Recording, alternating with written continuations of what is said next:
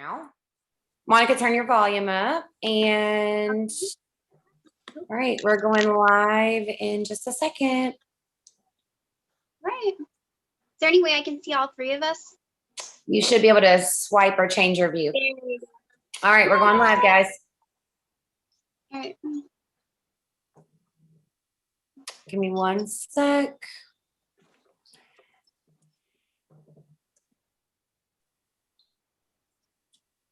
All right.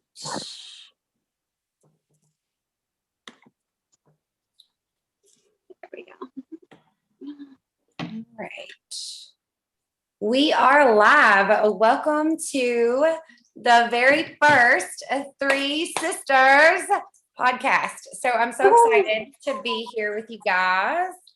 I'm just checking to make sure that we're streaming on Facebook. So bear with me for 1 second. And then we should be good. We're going to save it. So let's start by telling who we are to everybody that's watching. And then we will go around and give a little bit about our stories. So you guys are going to have to bear with us because this is our first time doing this live on anything. Okay, we are live. I'm going to share it to the group. And then we picked outside too. So if it's too loud, let me know. Like the birds are chirping and the No, you're perfect. You're fine. As long as you can hear me. So Alexis, tell me, introduce yourself.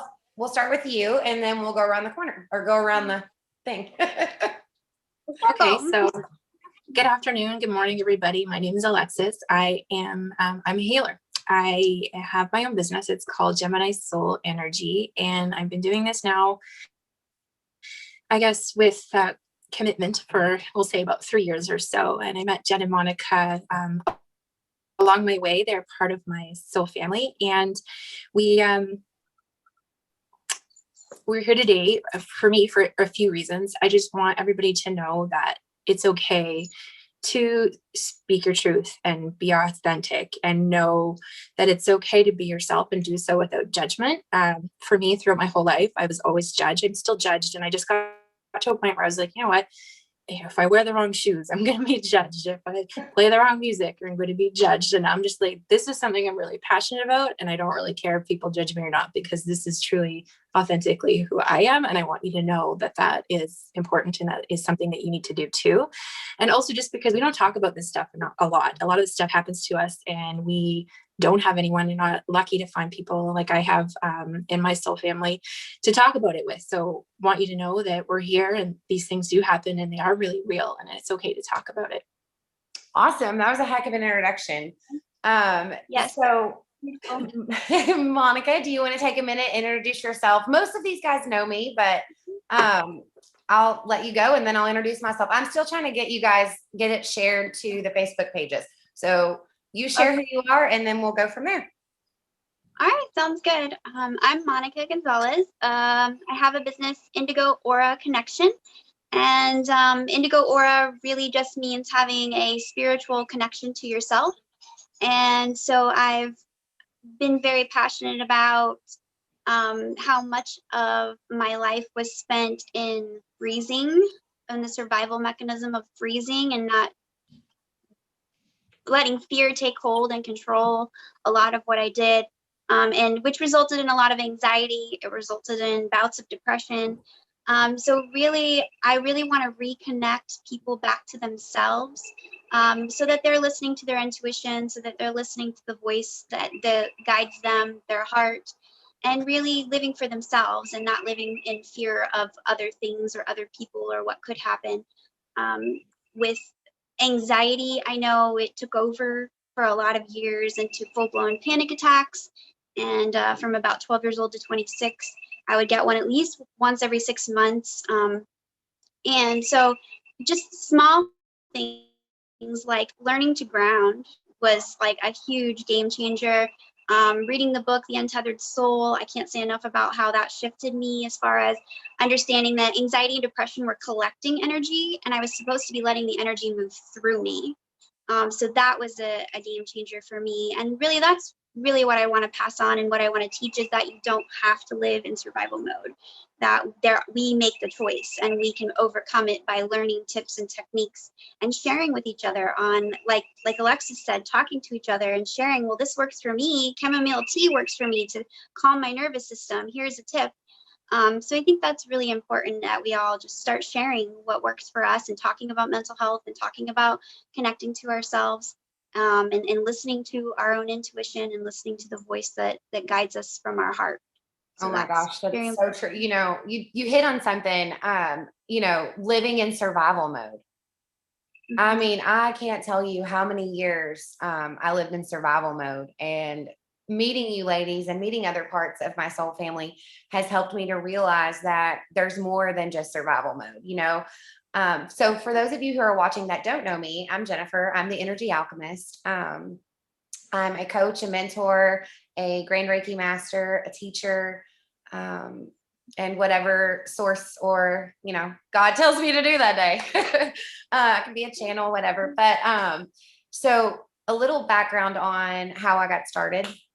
I had a couple awakenings that I shut down, throughout my lifetime, but then a really good, solid, hard hit to the gut that I took from the universe I guess we're going on about 5 years now total. 3 years actively like doing a business setting, but mine was all rooted in fear. Like everything that held me back was fear of not being enough, fear of not succeeding, just all around fear. I had crippling anxiety, crippling panic attacks, to the point that my anxiety made me lose all of my hair. It was just an uncanny experience. And I'm so very thankful for these two ladies right here. And then several other people that I've met along my path. It would take me forever to name them all, but they've really helped guide me to who I am today. And even on the days that I feel like I can't do it anymore, like I can't make it, then I'll shoot one of them a message and they're my cheerleaders, right? That's what we do. That's what a sisterhood is about. We cheer each other on. We give each other guidance. We're like that unspoken tether, that cord that keeps each other grounded whenever we feel like the world is just getting too much or we're getting too overwhelmed. And we remind each other who we are. We remind each other who we are in those moments when we get down and we're stressed out and we're losing our way. We remind each other who we are. That's one of my favorite things. Yeah, Alexis, I mean, wouldn't you agree? That's really what you and I do. So there is a little bit of a difference between the work that Alexis and I do and the work that Monica does, or the work that Monica and I do together, or Alexis and I do together.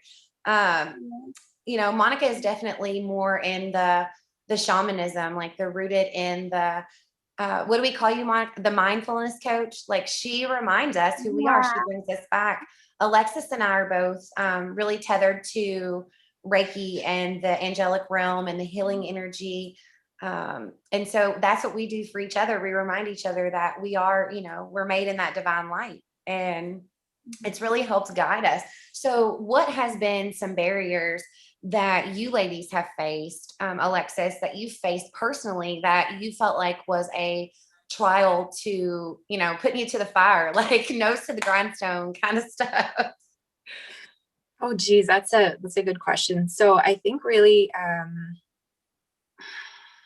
fear, I would say for me, it's fear. It's like my whole path has been kind of a dance in and out of I call it the rhythm, and it's been really swayed a lot by fear, and it's been swayed a lot by ego, and planned distractions. I say planned distractions, like the first time I saw spirit was when I was really, really young. I can't say for sure how old I was, maybe under 8 years old anyway. And I remember waking up in the middle of the night and seeing my great grandmother, who I'd never met, standing at the end of my bed, at the end of my room. And I wasn't super scared, but I was scared enough to shimmy the covers up. And she didn't say anything. She just stood there, went away. And then the next morning I went to my mom's room and I said, "Oh, I saw your grandma." And she's like, "What are you talking about? You didn't see anyone." And, I don't want to say at a young age, I knew that she had judgment, but it was more like fear for her and fear for me. And then as I grew, going through high school, my grandmother passed away at a really early age for me, and we were really tight. We were really close. And I can remember after she passed away, feeling her, and that actually really scared me too. And I didn't want to be in, even though it was my grandmother and someone who I knew, like I got really cold, and I felt like I almost felt her pass through me, if that makes sense, if you can understand that. And it got me really scared, and I kind of just turned the volume down again.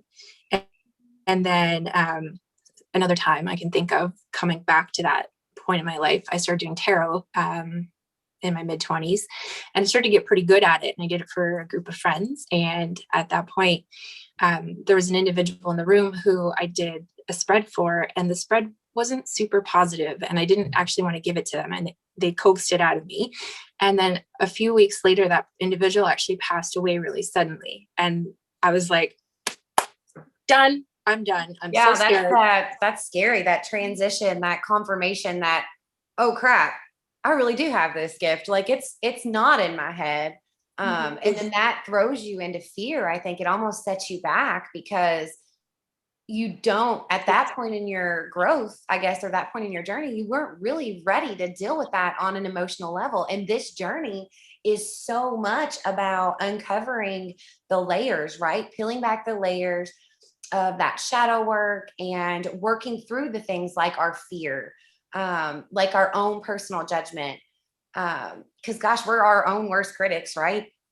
How many times a night have you laid awake, Monica, early on in your journey? Probably not so much now, but early on in your journey, and thought, I'm not meant for this. Like there's a part of me that's not good enough or not healed enough to help somebody else heal, right? Yeah. And I still have bouts of that. I still have bouts of not really believing, like, I don't know. It's hard. It's almost like you have to catch up with yourself at some point. You have to integrate like this new information of, okay, well, this is real. Because for me, it was clairvoyance that came first. I mean, I saw my first spirit when I was older. I was 27, I think. My grandmother, when she passed away, I'd gotten there and I had literally like went around the corner and come back into the room where her body was laying. And her spirit was standing up next to the bed, looking down at herself. But when I looked at her spirit, she looked like she did when I was a kid, red hair. And I saw her, she looked up at me, she smiled, and then she just dissolved. I think I had bouts of seeing things when I was younger.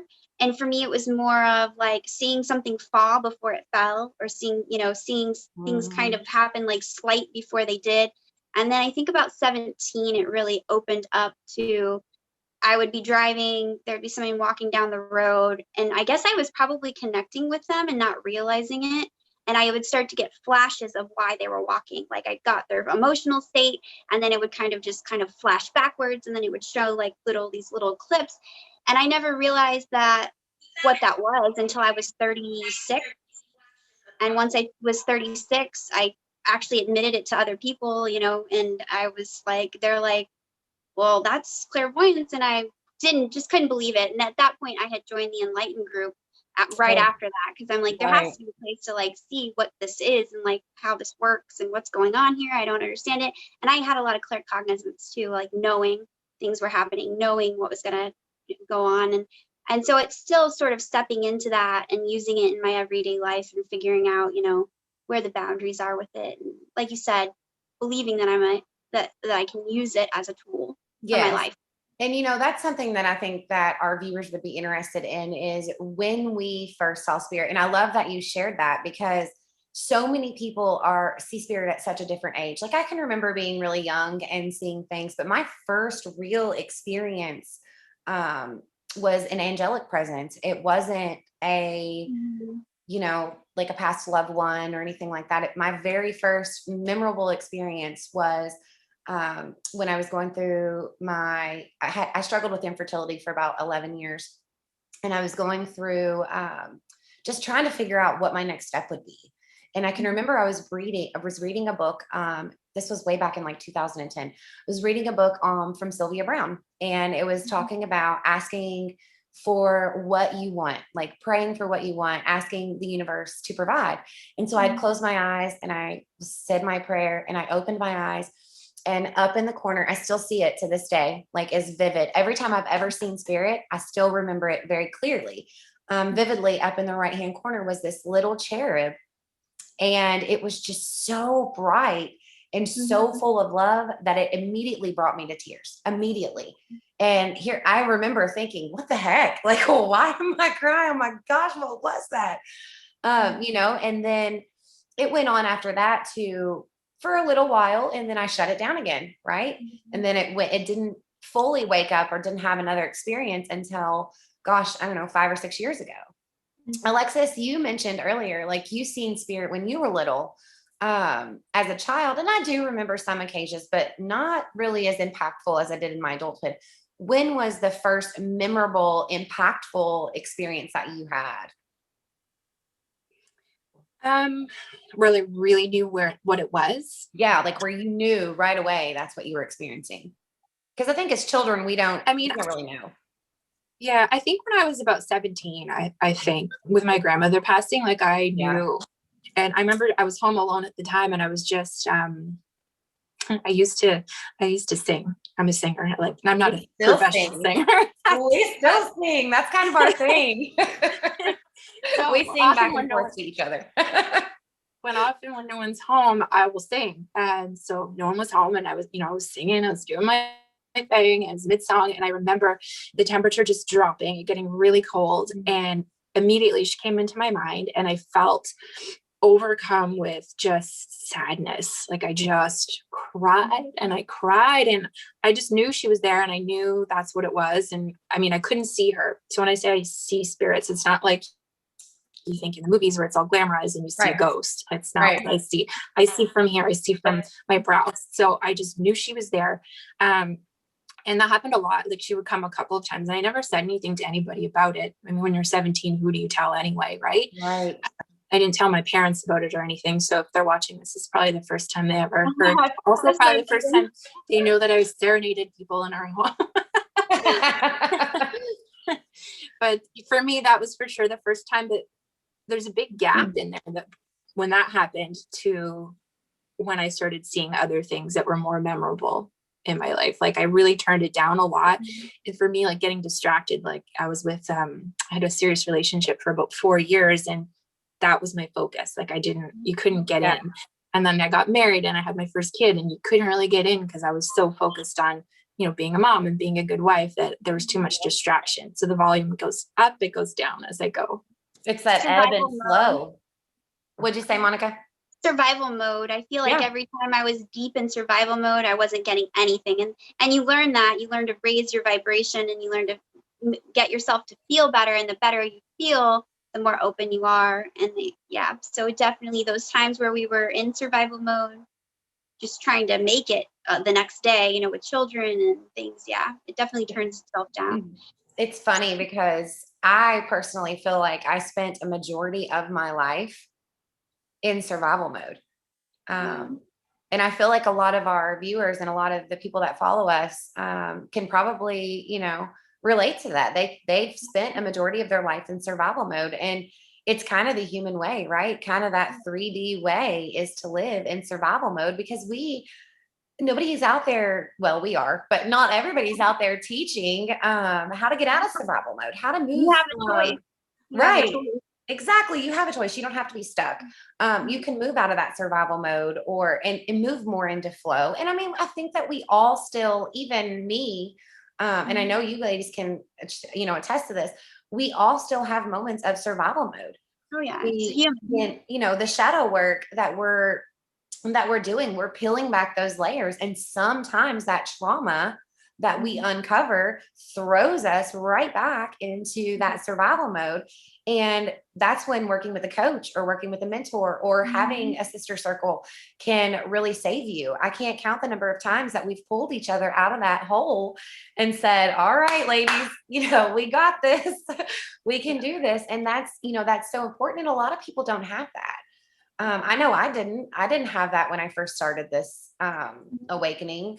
Right. We didn't have each other until 2 years. I guess we've known each other 1.5 years, 2 years now. And we didn't have each other back then. And so we had to find our own ways to pull ourselves out of survival mode. And it was so slow. It was so slow. And then when I started to work with a shaman, it accelerated. Like it's funny because you can only see so much of yourself. And yes, you can use your triggers to kind of see it and see what's going on.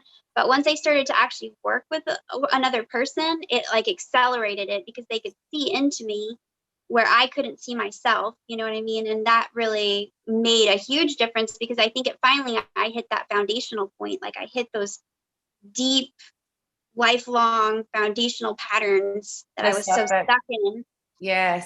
And you finally get out of it with help. We all need to learn to ask for help. We do. I still need to, we all need help. We do. We need to share. What do we say? The teachers need teachers. The healers need healers. Alexis and I reference that a lot. Just getting out of our head, out of our thinking mind, turning our thinking mind off and turning on our healer's mind. Alexis and I are very similar in our approach to healing energy and to working with the angelic realm. Where Monica comes in, she brings us back. Like she brings us back to our focus and helps me. She anchors me sometimes. And I know she doesn't say, she doesn't say grounding. Yeah, she's very grounding. Very calming. And knowing Monica the way I do, I kind of chuckle because I'm like, I remember the beginning of our journey. Way different. Way different. Even for Alexis, like I remember the beginning of her journey and I remember who she was and I remember how I see how much she's grown, which is why I was so excited to do this with you guys because, I wanted the world to see that we are 3 different teachers. We are 3 different mentors. We are on 3 different spiritual paths, but it brought us together, right? And we have formed a sisterhood. We have formed a support group for one another. We have, like, my heart just warms thinking about it because you guys, like, we've all grown so much and we've all grown together. And, I wanted to flash back for a second. So Monica said, seeing with her eyes when she sees spirit. Alexis said she sees with her third eye. It's funny because as we grow, those things shift for us. So I used to be a third eye. Like that's my primary, like I see with my third eye, it's an inner knowing, and I hear my messages. But as of late, Spirit's been making an appearance visually with my actual eyes, which is, it's been a new shift for me. So Alexis, what has changed for you from the beginning where like you were probably a lot like me, where I just had that clear knowing, that really strong intuition, and psychic ability? What was your strongest, Claire's, when you started? I think it's always been music and smelling. Actually, I get a lot of, smells and I am very musically inclined. So it makes sense that would come, but I hear music, I don't think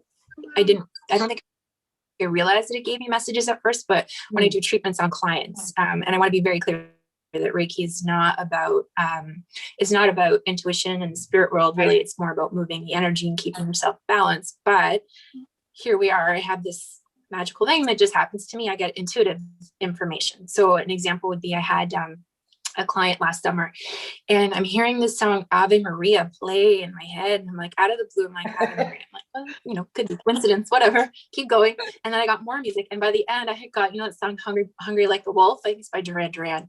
That was playing. And I just said to her at the end, I'm like, okay, look, I don't know if this means anything to you, but I'm just going to give this to you because I know you. And this is what I heard. I heard these 2 songs. And she was like, oh my gosh. She's like, Maria is my middle name. And then she said, and my best friend who passed away, Duran Duran was her favorite band. And that was her favorite song. And I know, like the lady that I was treating, she said, I know that my friend was here with you. She was trying to let me know that she's okay, that she's here. And that was like the confirmation. So I get a lot of information through song and smells, even in my own home. Like, there's a gentleman that comes and he has a smell of cigarettes. I have no idea who he is, but he comes often. He must like it here. I will smell him when he's around. So smell and music were my first two. Awesome. Monica, how about you? I was always clairvoyant and claircognizant, so my crown was like raging open.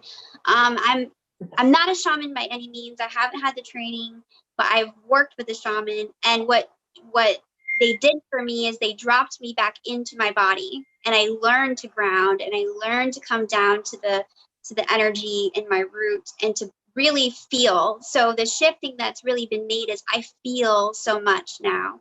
And I do get the clairaudience where I hear bits and pieces. I've had the smelling thing a couple of times, which will freak me out. I'm not going to lie. It will freak me out. But really for me, it's been feeling. It's been opening up. What I did with the shaman was dropping into my body and just learning how to feel, learning how to go with it. I'm still in the process of really letting my body do its work, like letting my body lead instead of my mind hijacking everything and taking everything over. So I'm still in the process of learning myself, just to allow my body to lead and allow my soul to come through. I had a heart chakra block for a long time, which made it really hard to feel my desires. It made me really hard to feel my authenticity. So last year I chose authenticity as a word, and I really explored it. And I'm now, after that year's been over, I'm getting to the point where I can hear my soul now. I can hear what it desires and what it wants, and I'm not hearing all the noise of the world.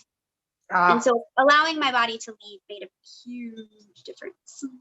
You said something that struck something with me. You said allowing my body to feel and to not hear all that noise. And I know in the beginning for a lot of people, that monkey mind, right? That noise that's constant in your head that tells you that you're anxious. That yes, oh, me too. That tells you that you're anxious, tells you that you can't do it. Meditation, my gosh, meditation saved my life. Like it brought me to a place where I was able to just be still. I can remember talking to a friend, and we're still friends. She was an early on like mentor in my very beginning of my awakening, but she said, "What is the one thing that you desire? Like, what is your goal?" And I said, "Stillness. Like, I just want to be still." My insides would tremble from anxiety. And, through time, I learned that, hello, you're an empath. And a lot of that crap didn't belong to me. It belonged to everybody else that was around me. But it took a long time for me to learn that. It took a long time for me to learn that grounding and meditating and shielding and, all of the things that you learn on your spiritual journey will make the hugest difference if you put them into action. Yes. So if I had to summarize the one thing that really changed my life on this journey, aside from just everything, but like the one thing that impacted it was, I guess two: learning to ground and protect, and then learning to meditate. Like that was the foundation that shifted everything for me. What would you guys say was would you agree? Was that the foundational things that shifted everything for you, was just learning to ground and protect your energy and meditation? I remember when I first, go ahead, Mon. No, go ahead. So polite. Somebody talk. I don't care. Okay, so I remember when I first met you guys, and I met them through a Facebook group. That's how we met. I was snatched up by one of the people that were in the Facebook group, and she did a reading for me, and she said, "Hey, I really think you should meet Jen and Monica and Alex and Esmeralda." So that's how I met Jen and Monica, and we've been talking since. And we had this little chat on Facebook Messenger. And I was so new, and I was like, every 5 minutes texting them like, this happened, this is how I'm feeling. And they would text me back and say, this is what you do. But I remember, Jen really taught me how to shield and ground. And I can remember the one day I was driving to work, and there was a fatality on the highway. And oh my God, I felt terrible. Like I saw it coming up. I knew I had this feeling that's what it was. And I was driving, and I'm like, don't look. I remember. Look, right? Have a look. And then I just immediately felt it. Like I was sick to my stomach. I thought I was going to be nauseated and I was so ungrounded.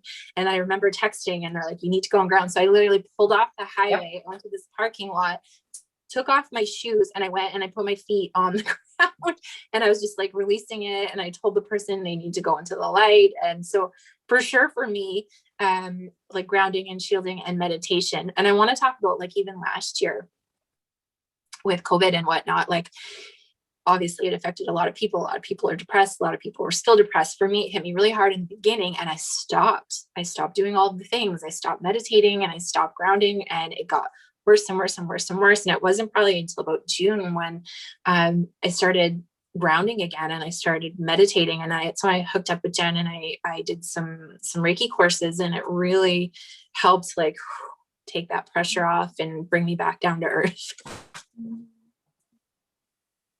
Yeah, definitely grounding, connecting with the earth, putting my feet in the grass, reconnecting to nature. Those things have really, because nature is naturally healing, and I think we've forgotten that in our society. And so that with the combination of the guided meditations, because for me, my mental chatter was so much and so loud that really I had to start with guided meditations first in order to focus, on what was going on. And then eventually it evolved into me being able to meditate, without, because really all meditation is calming the mind. That's all you're doing. You're really learning to calm the mind and quiet that ego voice that's chattering away in your head. And so, yeah, between the grounding to the earth and the meditation, that shifted and allowing it to go through me. Stop collecting it, stop holding on, stop clinging, stop resisting. Those ideas really made a huge difference. And I want to say too that for me, by nature, I'm a bit of OCD or perfectionism, and in terms of, she's laughing. For I think it's important for people to know that for meditation there is no perfect, and I would get really frustrated and that would trip me up. Like I have 3 kids at home with me and meditating, it's never quiet. Like I'm actually surprised it's quiet right now. But they would be climbing all over me and I would get so frustrated all the time. You're like, this isn't working. Like it's not happening. I'm just not good at this. I'm not doing it anymore. And then you guys would get texts from me and this isn't working, whatever. But I want people to know that it doesn't have to be perfect. And I think, I don't remember which one of you told me, but at the time they were like, that's spirit and that's them challenging you. Like there's chaos in your life and you need to find the stillness in the chaos. And once I learned to accept that and just let them climb all over me while I was meditating, I was really able to get to a place of feeling more still. So if you're in that position and you have the chaos around you, really, acknowledge it and just move on, because whether or not there's chaos, you have that ability to find stillness somehow. Yeah. I mean, there's different forms of meditation. I never was a person who could fully, in the beginning, like Monica, I used guided meditation because I couldn't turn the mind off. And then I learned about like walking meditation and meditating while doing the dishes, or meditating while cleaning the house, or meditating to some 90s hip hop rap while I was dancing my ass off in the kitchen, like whatever.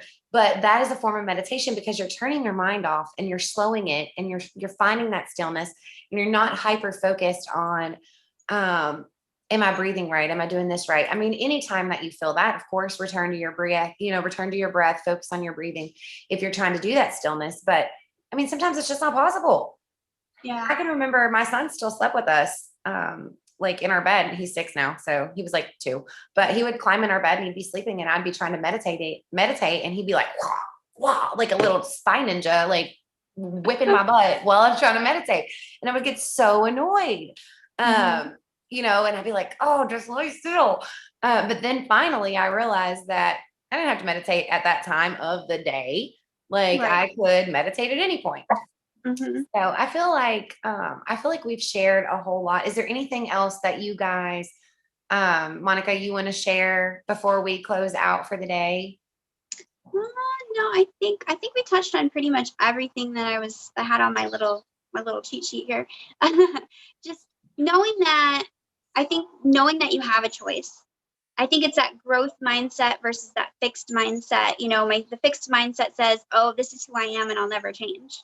The growth mindset understands that, yes, you have a choice and you can, but it's hard work. It's hard work. You've got to break the habits that you've built your whole entire life up until this point. So it really takes that dedication and breaking those habits and changing course and redirecting and all of these things. But it is possible. It is possible, and you don't have to suffer. You don't have to suffer. That's a novel idea because, you know, a lot of us, for me personally, you know, I thought that that's just what life was. Life was suffering, and that's what it was. And in a lot of ways, that's what it is. But in a way to overcome that is by retraining your mind and retraining it, using it as the tool that it is, and really understanding that your mind is just a tool. It's not supposed to hijack your whole system and tell it what to do. You know what I mean? So it's kind of a novel thing and something we haven't been, it goes against everything we've ever been taught. You know what I mean? But it is the body and it is the soul and it is all of these pieces of you working together. You're not just one thing. Right. Aligning that mind, body, and spirit. Yes, absolutely. Alexis, anything else that you want to add? Just, I want everybody to believe and to trust, because that's always been my biggest holding back for me. And you guys know that, like, you have to believe in yourself. Yeah. And if you don't believe in yourself, you know, things aren't going to go as fast as they could otherwise. And it's that belief in yourself. And even to this day, like, Monica and Jen are always, you know, saying, oh, your light shines so bright. And I'm like, does it sometimes? I feel you. You know, and it's, you really have to believe in yourself and not compare yourself to anyone else, and not to compare yourself to anyone else's journey. Because you can see from just listening to a little bit from each of us today, like, we are all so different. We all come from different parts of the world, and you can't compare, because it's just going to steal your joy and it's going to slow your progress. And really just to believe that there's more to life than just what this is. And I remember when I started to connect with my grandmother, that was one of the first things that she always said to me was, and she was totally against this, like super religious when she was here in this life. And she said, you know, there's this whole other side of the rainbow that you don't even see when you're here. And she's like, be open to that and know that there's just more to that, and see where it takes you. So that is my words of wisdom for the day. Believe in yourself and keep shining those lights. I love it so much. So really the only advice that I can give is, when in doubt, turn inward. When you have those questions, we three have a joke. Jen goes Scorpio quite often, which just means that I'm shutting everybody out. I'm turning off my phone. Whether it's for 2 hours or 2 days or sometimes a week. It just means that I've picked up too much and I need a break, and I need to turn inward for a while. So I do that quite often. So whenever you are in doubt, or you just feel like things are too much, turn inward, ground, protect yourself, and follow the light. So I want to say thank you, ladies, so much. Alexis, Monica, I'm so very grateful to have you all in my life, and I'm so thankful to have you all here so that we can share this with our viewers. And I apologize if anybody had trouble getting access to this. We will figure out the technical difficulties. If we ever do this again, we will figure it out. But until next time, guys, be love, give love, and I hope we'll see you soon. Bye. Bye. Thank you. See you later.